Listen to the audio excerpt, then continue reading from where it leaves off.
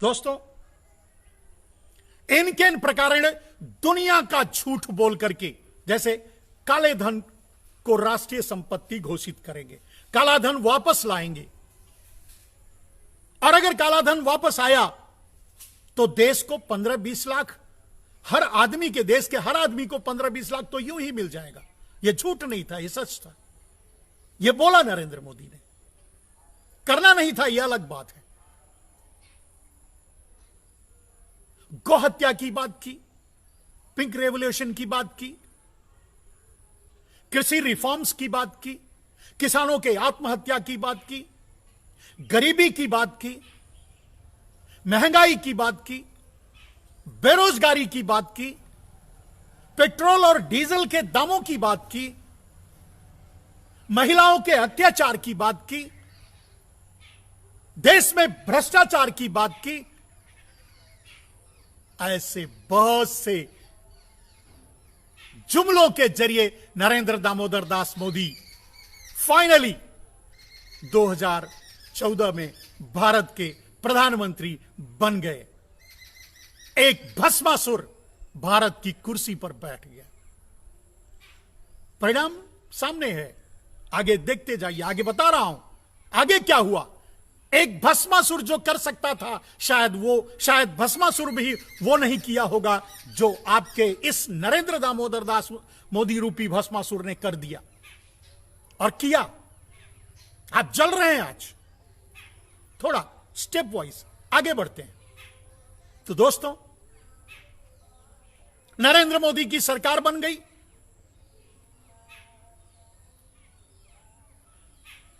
पूरा देश और ये दलाल, भगवा दलाल खुशियां मना ही रहे थे कि नरेंद्र दामोदर दास मोदी ने सबसे पहली गुलाटी मारी, काले धन को राष्ट्रीय संपत्ति ना घोषित करके एसआईटी बना दी। यानी काला धन कभी आएगा ही नहीं, अब भूल जाइए। और यही था मिशन नरेंद्र दामोदर दास मोदी का, काले धन का इस्तेमाल करना, काले धन को गायब करना, काले धन के जरिए भारत को खरीदना और बेचना, काले धन के जरिए आप जैसों को, भारतीयों को गुलाम बनाना। यही साजिश थी नरेंद्र मोदी की, और यही साजिश थी दुनिया के पूंजीपतियों की। क्योंकि वही काला धन था जिसको लेकर के अमेरिका आज उछल रहा है, या दूसरे देश उसी पैसे का इस्तेमाल करके आगे निकल गए और निकल रहे हैं। तो आपके नेता को बस खरीदना था, दुनिया के पूंजीपतियों को उन्होंने खरीद लिया। आपने और हमने, सबने धोखा खाया। काले धन का नाम लेना खत्म हो गया मेरे दोस्तों। काले धन पर कोई बात नहीं हुई। फिर से काले धन का नाम किसी चुनाव प्रचार में, किसी चुनाव में इस दोगले ने नहीं लिया। अगर मर्द की औलाद है तो बिहार का चुनाव है, काले धन का नाम लेकर के वोट मांगे? नहीं मांगेगा। कैसे मांगेगा? धोखा जो दिया है देश को, धोखा जो दिया है आपको, किस मुंह से नाम लेगा काले धन का मेरे दोस्तों? काले धन को, जो ब्लैक मनी थी, संसद में चाहता तो काले धन को राष्ट्रीय संपत्ति घोषित करने का विधेयक ला करके उसे पारित करवाता, और काला धन दुनिया के किसी भी देश में होता वो भारत को मिलता। तो आज ये झूठ जो बोला था, जिसे बाद में जुमला कह दिया, सही बात है, हर आदमी को 15-20 लाख मिल गए होते। लेकिन वो 15-20 लाख आपको नहीं, 15-20 रुपया देना ही इसके ईमान में नहीं था। इसे तो उसे गायब करना था, उसी के जरिए देश पर राज करना था, उसी के जरिए। आगे बढ़ते हैं मेरे दोस्तों। तो काले धन को नरेंद्र दामोदर दास मोदी ने अंडरग्राउंड कर दिया। समझौता कर लिया है चीन, पाकिस्तान, अमेरिका या दुनिया के पूंजीवादी देशों से कि हम काले धन की मांग नहीं करेंगे। जानते हैं क्यों? अगर काले धन को राष्ट्रीय संपत्ति घोषित कर दिया गया होता तो स्विस बैंक जब हमें पैसा वापस करता तो कहीं से लेके करता ना। वो अपनी तिजोरी में तो नहीं रखा है बैंक, तो वो अमेरिका को दे रखा है तो अमेरिका से लेके करता, चीन को दे रखा है तो चीन से लेके हमें वापस करता, फ्रांस को दे रखा है, जर्मन को दे रखा है। तो जब इन देशों से वो पैसे लेकर के हमको वापस करता, यानी भारत को वापस करता, यानी 400 लाख करोड़ रुपया भारत को वापस करता, तो जानते हैं डॉलर का दाम कितना होता? 1 रुपीज इज इक्वल टू $1। आप सोचिए आपका दलाल कितने पैसे में बिका। क्या यह घोटाला नहीं था? 400 लाख करोड़ रुपया अंडरग्राउंड कर दिया गया विदेशों में, जहां था वहीं का वहीं जस्ट एक्सप्लॉइट कर दिया गया, एक नाम से दूसरे। जैसे एक उदाहरण देता हूं, अगर आपके भारतीय चोर का $1,000 तो कुछ नहीं, $1,00,000, वो भी नहीं है, $1,00,000 करोड़ अगर किसी बैंक में जमा है, स्विस बैंक में, तो नरेंद्र मोदी ने अपने चहेते के नाम आधा करवा दिया और आधा उस चोर को छोड़ दिया। यह डील की नरेंद्र मोदी ने। इससे क्या हुआ आप जानते हैं? पैसा वहीं का वहीं रह गया, यानी पैसा अमेरिका के पास था तो अमेरिका के पास ही रह गया, अगर पैसा जर्मन के पास था तो जर्मन के पास ही रह गया। उनकी इकोनॉमी चलती रही, नाम बदल गया, अल्टीमेट ओनर का नाम 50-50 हो गया। अगर भारतीय एक चोर का नाम 500 लाख करोड़ था तो 250 लाख करोड़ एक भारतीय चोर के नाम पे रह गया और 250 लाख करोड़ एक मोदी के दलाल के पास के नाम से रह गया, लेकिन पैसा वहीं रह गया, क्योंकि ये देश अपनी इकोनॉमी चलाना चाहते थे। और अगर ये देश पैसा वापस कर देते तो ये देश दिवालिया होते। अगर काले धन को राष्ट्रीय संपत्ति घोषित किया गया होता तो पैसा वापस देना पड़ता उनको, और देते तो वो दिवालिया हो जाते। आपके दलाल नरेंद्र दामोदर दास मोदी को कुछ टुकड़ों पर खरीद लिया गया और इन देशों ने अपनी शाख बचाने में कामयाब हो गए। आपका पैसा उनके पास ही रह गया। मिला क्या? नरेंद्र दामोदर दास मोदी को आश्वासन, आजीवन नरेंद्र दामोदर दास मोदी भारत के प्रधानमंत्री या राष्ट्रपति रहेंगे, यह आश्वासन दिया गया आपके दलाल को, और इतने में ही बिक गया। इसे घोटाला नहीं कहेंगे मेरे दोस्तों। पूरी दुनिया के इतिहास में, पूरी दुनिया में और पूरी दुनिया के इतिहास में हजारों साल में इतना बड़ा घोटाला किसी ने नहीं किया होगा। लोग घोटाले, छोटे छोटे घोटाले करके चोर लोग ले जाकर के वहां रखे थे। वो पैसा इस देश को चाहिए था, वो पैसा इस चोर का नहीं था, वो पैसा इस दलाल का नहीं था, वो पैसा नरेंद्र मोदी के बाप का नहीं था। क्यों समझौता किया गया? क्यों छोड़ा गया? क्यों काले धन को राष्ट्रीय संपत्ति घोषित नहीं की गई? क्योंकि आपका नरेंद्र दामोदर दास मोदी घोटालेबाज है, दलाल है। और मात्र मैंने कहा बड़े छोटे से सौदे के लिए उसे आश्वासन दिया गया कि आप आजीवन भारत के प्रधानमंत्री या राष्ट्रपति रहोगे, और वही कोशिश चल रही है और वही हो रहा है।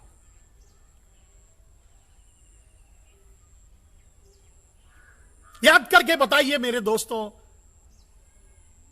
अगर हजारों साल का इतिहास देखेंगे तो इतना बड़ा घोटाला नहीं मिलेगा। 70 साल को तो छोड़ दीजिए, 70 साल कांग्रेसियों का, 70 साल नरेंद्र मोदी के अलावा किसी और का, अगर ये 70 साल भी देखेंगे, इतना पूरे 70 साल में जितना बड़ा घोटाला नहीं हुआ है, पूरा मिलाकर के जितना घोटाला नहीं हुआ है, उतना तो बड़ा, उससे ज्यादा बड़ा घोटाला तो नरेंद्र मोदी ने 2000 रुपए का नोट छाप करके कर लिया था मेरे दोस्तों। अब बताइए, दुनिया का सबसे बड़ा घोटालेबाज कौन है? मेरे दोस्तों, सिर्फ नरेंद्र दामोदर दास मोदी घोटालेबाज नहीं, हत्यारा है। यह भस्मासुर है। आप याद कीजिए मेरे दोस्तों, 5 सालों में काले धन को 400 लाख करोड़ गायब कर दिया गया। दूसरा, गरीबी की बात की थी, भारत 105 पोजीशन पे पहुंच 103 पोजीशन पे पहुंच गया। 55 पोजीशन 55 पोजीशन था भारत का, 100 भूखमरी में 103 पर पहुंच गया। महंगाई 30% से लेकर 300% तक बढ़ी मेरे दोस्तों। पेट्रोल डीजल का दाम बाजार के हवाले कर दिया गया, जो आज किसानों के साथ किया जाने वाला है। गरीबी, बेरोजगारी 40 साल पीछे चली गई मेरे दोस्तों। कोरोना की बात नहीं कर रहा हूं, उसकी बात बाद में करूंगा, उसके पहले की बात कर रहा हूं। अब आप बताइए मेरे दोस्तों, है कोई इतना बड़ा घोटालेबाज? थोड़ा आगे बढ़िए। कितना नृशंस है, कितना बदमाशुर है, कितना क्रिमिनल्स है आपका प्रधानमंत्री। इससे आप अंदाजा लगाइए। काले धन पर फेल, गोहत्या पर फेल, बेरोजगारी पर फेल, महंगाई पर फेल, गरीबी पर फेल, भूखमरी पर फेल, किसानों की आत्महत्या पर फेल। आपको पता है 50% किसान ज्यादा आत्महत्या करने लगे हैं। जब कुछ नहीं बचा, जीडीपी पर फेल,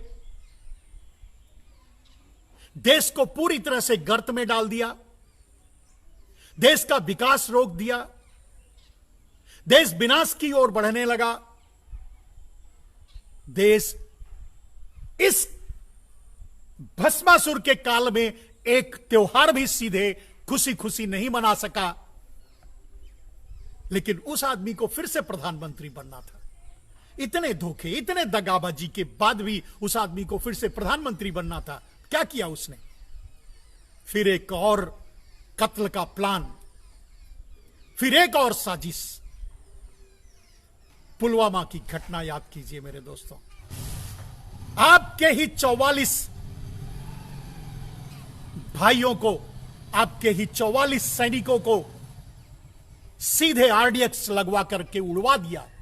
ये ऐसे इसी बात, यही it's right way to tell, यही सही है। इसको इसी तरह से कहा जा सकता है, क्योंकि आपको भी पता होगा इस घटना की जांच तक नहीं होने दी इस आदमी ने।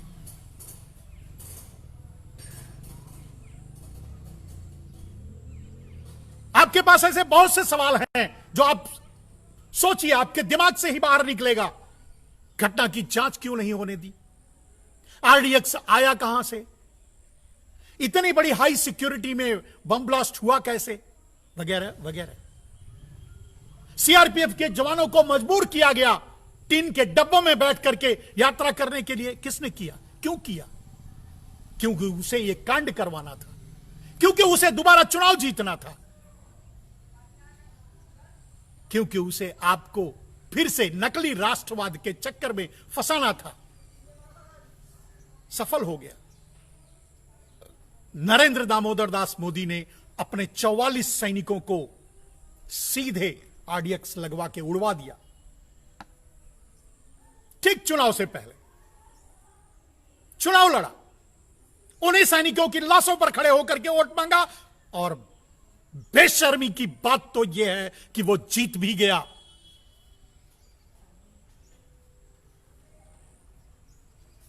होगा, हो सकता है आपको भारतीय होने का गर्व होगा, लेकिन इस तरह के कायर, बुजदिल,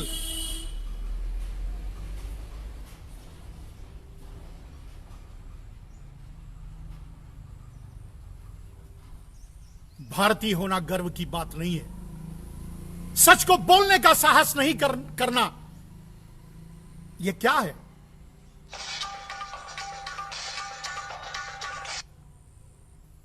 तो नरेंद्र मोदी का वो भी एक घोटाला था।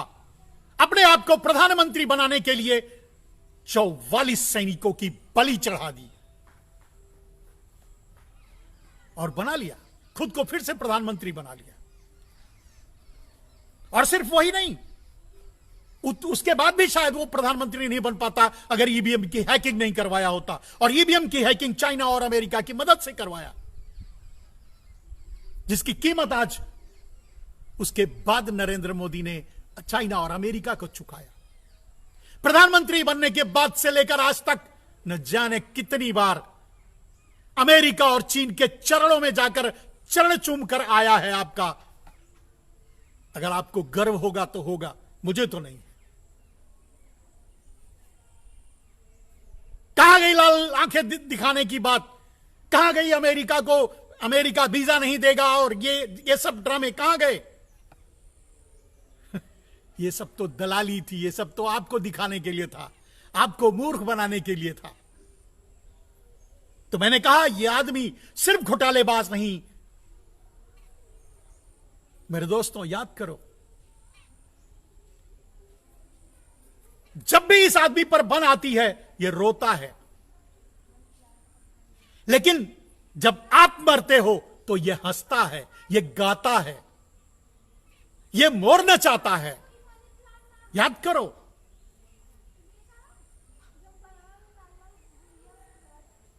₹5 लाख रुपया करेंसी में था कालाधन। इसी चड्ढी गैंग और भारतीय जनता पार्टी के लोग और इनके दलाल, भगवा दलाल कहा करते थे, ₹5 लाख रुपया करेंसी में है। ₹5 लाख रुपया गया कहां मेरे दोस्तों? नरेंद्र मोदी ने करेंसी बंद करने की बात की थी, करेंसी उन्होंने चालू की, मैन्युपुलेट किया, 2000 का नोट छापा, ₹5 लाख का घोटाला किया, 50-50 किया, खुलेआम किया, और उन नोटों को गुजरात के बैंकों में, कॉर्पोरेशन बैंकों में बदला गया। यह पकड़ा गया, और जितनी बार पकड़ा गया वो सारे भारतीय जनता पार्टी के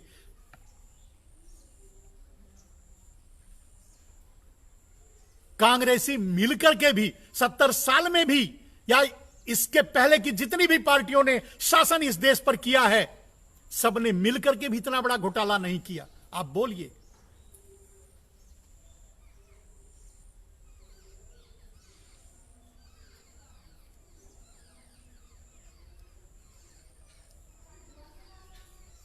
आपको अगर नहीं दिखाई देता तो मैं क्या करूं मेरे दोस्तों? मैं दिखाने की कोशिश कर रहा हूं। आप याद करो, वो ₹5 लाख रुपया करेंसी में 2000 का नोट छाप करके सीधे नरेंद्र मोदी घोटाला कर लिया, और आप लाइन लगाकर मर गए।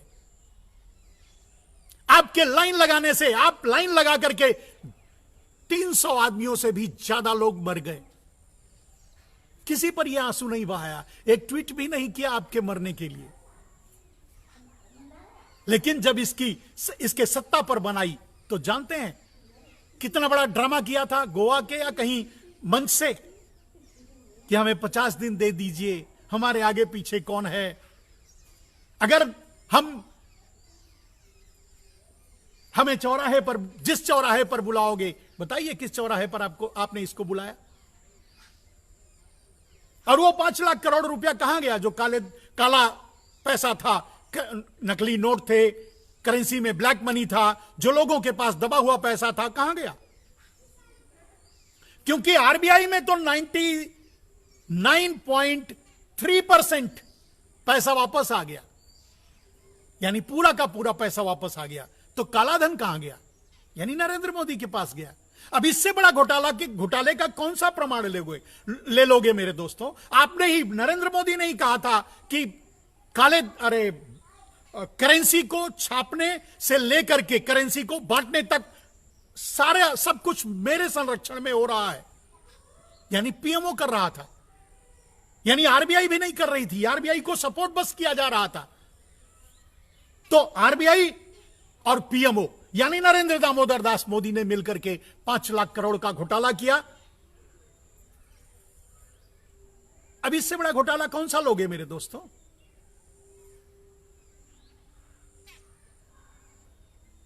और आप लाइन लगा करके मर गए, लेकिन कभी इसने आंसू नहीं बहाया, कभी आपके लिए एक ट्वीट भी नहीं किया। इसीलिए मैं कहता हूं, भस्मासुर भी शायद मारने के बाद, लोगों को जलाने के बाद, लोगों को भस्म करने के बाद रोता रहा होगा। इस आदमी के दिल में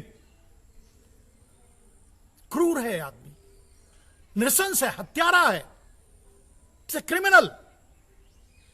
कैसे आंसू आएंगे मेरे दोस्तों? ड्रामा करना होगा तो आ जाएंगे, चुनाव लड़ने के समय, वोट मांगने के समय।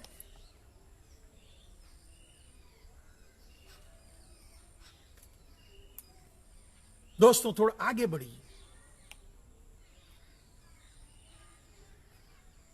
जब 5 साल 6 साल सत्ता में रहने के बाद भी नरेंद्र मोदी सारे विजन, सारे मिशन फेल हो गए, सब कुछ घोटाले के अंदर दब गया।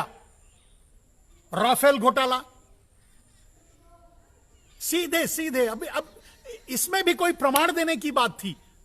सुप्रीम कोर्ट और हाई कोर्ट ने भी हाथ खड़े कर दिए, इसमें कोई प्रमाण देने की बात थी। एक कंपनी का गठन सिर्फ घोटाला करने के लिए, घोटाले के ठीक समय कर दिया जाता है, किसी और के लिए नहीं, अपने गुजराती भाइयों के लिए। आप हिंदू और मुसलमान का झुंझुना बजाते रहिए, आपको थमा देता है। और यह आदमी डंके की चोट पर गुजरातवाद कर रहा है। आप क्या कर ले रहे हो? यह घोटाला नहीं है।